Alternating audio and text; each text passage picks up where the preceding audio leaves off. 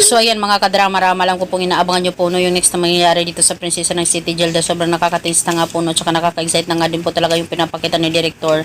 Every episode dito ngayong papalapit na nga po yung pagtatapos, at alam naman po natin mga kadrama sa pagpapakita nga po talaga ni Lilani dito sa kaluhulihan ng drama na to, ay talagang sasabihin nga po talaga niya yung katotohanan, hindi lang po kina Charlene at saka kina Raymond, pati na din po talaga dito kay Sonia, dahil alam naman po natin mga kadrama na itong si Libby kung basta talaga ay para naman talagang totoong apo no, na kung saan inaaway-away niya nga po talaga itong si Princess. At alam naman po natin mga kadraman, hindi naman po talaga papayag itong si Lilani na ganun-ganun na lang yung gagawin ni Libby talaga dito kay Princess, dahil ito naman talaga si Princess yung totoong apo, at talagang sasabihin na nga po talaga ni Lilani dito din kay Aling Sonia na talagang si Princess ang yung totoo mong apo at hindi itong si Libby na nagpapanggap na minamahal mo.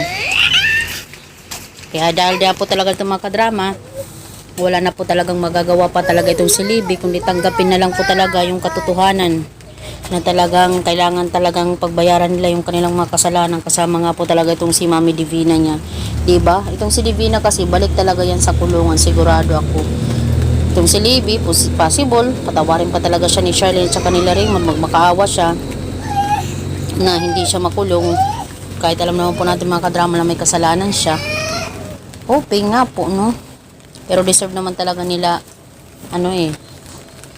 nila Libby at saka ni Divina talaga na pagbayaran yung kanilang mga kasalanan, dahil hindi sila nag-isip bago sila gumawa ng mga ganong klaseng pagkakasala.